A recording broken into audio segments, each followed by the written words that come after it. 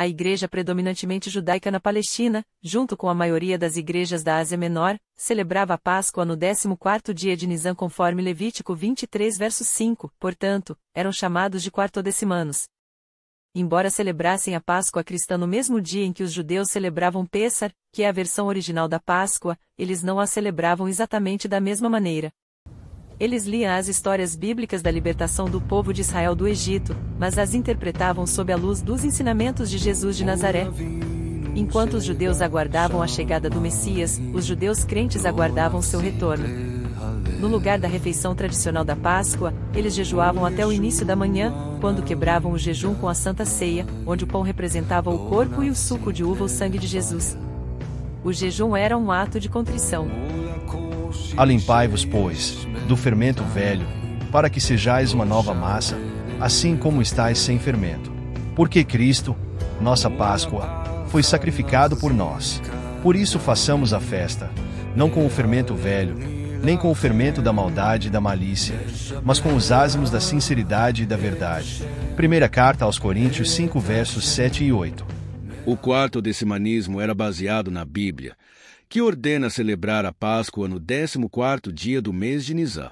A iniciativa da ala gentia da igreja sediada em Roma baseava sua contagem no calendário reformado por Júlio César e Augusto. O grupo mais fundamentalista optava pela data original em 14 de Nisan independentemente do dia da semana. Já o grupo progressista queria uma data própria, oriunda de uma nova tradição gentílica que colocava a comemoração no primeiro domingo após a primeira lua cheia depois do equinócio de primavera. O primeiro grupo tinha uma fundamentação bíblica baseada em Levítico 23 verso 5. Já os gentios romanos não tinham fundamentação bíblica, mas alinhava por conta própria a tradição de celebrar a ressurreição de Cristo no primeiro dia da semana, que passou a ser chamado de domingo. Os defensores da data bíblica foram Policarpo de Esmirna, Melito de Sardes, Polícrates de Éfeso. Os defensores do calendário romano foram os bispos de Roma, incluindo Aniceto e Vítor. Então a controvérsia girava em torno se a Páscoa deveria ser celebrada no dia 14 de Nisan ou no domingo seguinte. Do outro lado, se deveria ser celebrada no domingo ou na data tradicional bíblica judaica.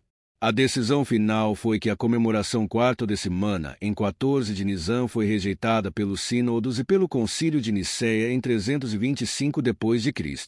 A ala dos gentios romanos foi vitoriosa e a data do domingo de Páscoa foi adotada pela maioria das igrejas cristãs após o Concílio de Nicéia. Consequentemente, o impacto histórico foi que seguir a data bíblica seria uma forma de judaização, o que poderia trazer prejuízo diante das autoridades do governo romano. Finalmente, o domingo de Páscoa venceu. A romanização da igreja tomava seu curso.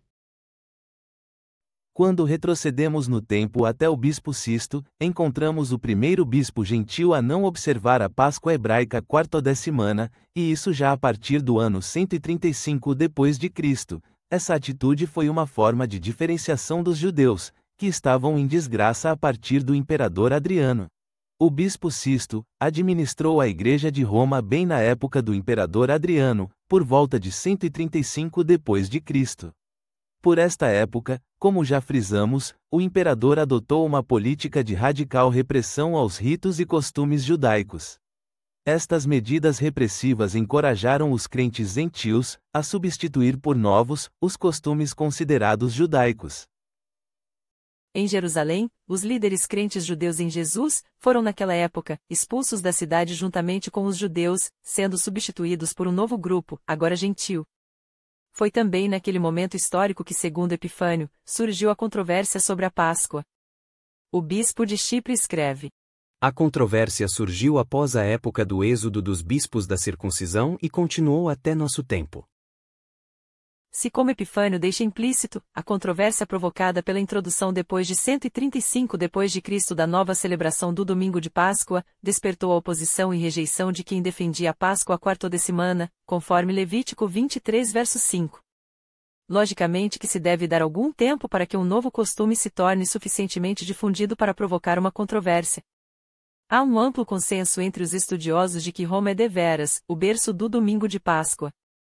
Alguns, de fato, corretamente o rotulam de Páscoa romana.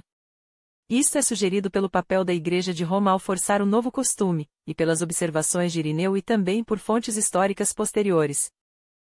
Agora, é importante ressaltar que na esteira em se estabelecer uma data dominical para a Páscoa em memória à morte e ressurreição de Cristo, uma outra inovação teológica estava sendo construída.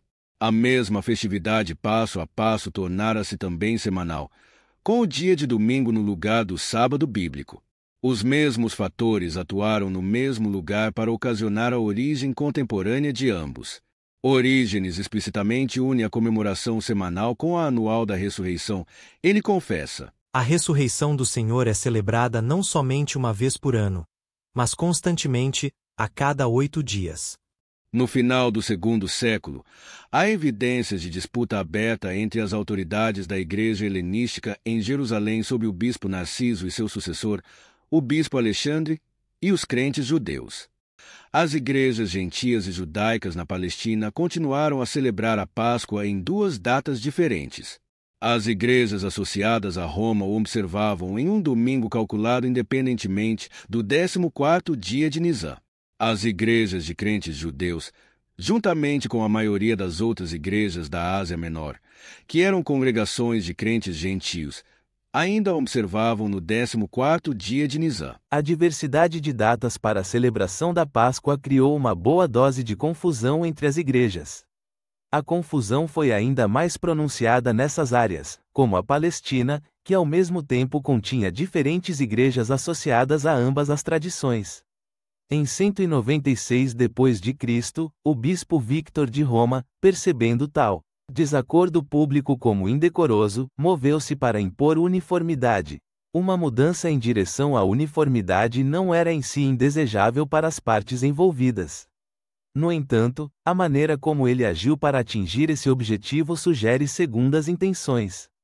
Ele ordenou que fossem realizados sínodos regionais nos quais uma data unificada para a celebração da Páscoa seria promulgada. O sínodo palestino foi realizado em Cesareia. Apenas bispos gentios associados a Roma estavam presentes. No início do século IV, a Igreja não estava mais sob perseguição e tendo vencido sua batalha contra o paganismo, ou pelo menos alcançado uma cabeça de ponte, foi libertada para se concentrar em sua própria organização.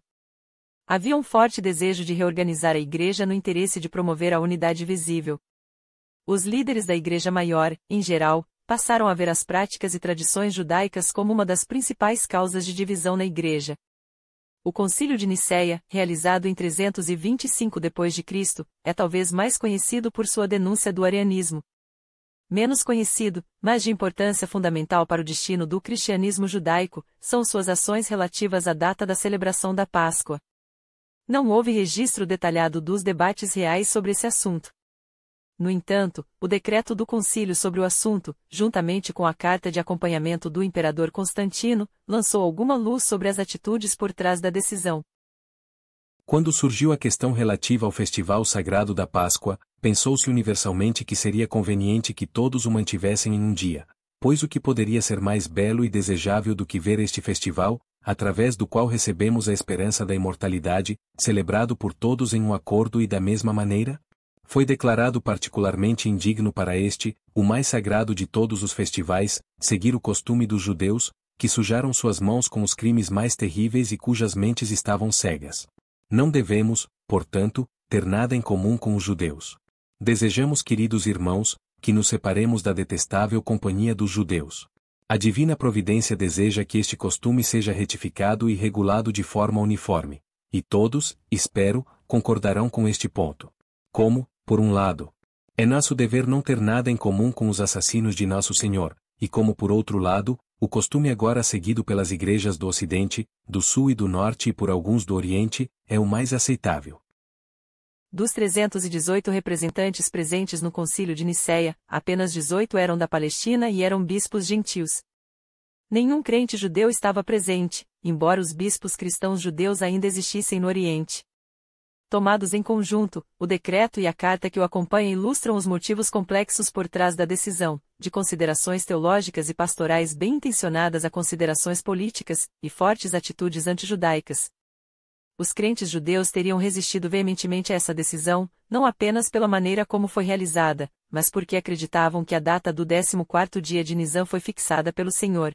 Portanto, quando os bispos da Igreja se reuniram 16 anos depois para o Sínodo de Antioquia, eles decretaram em seu primeiro cânone que aqueles que continuassem a seguir a prática cristã judaica enfrentariam a excomunhão. A prática bíblica quartodecimana foi definitivamente anulada e proibida. O simbolismo desse ato tem implicações profundas.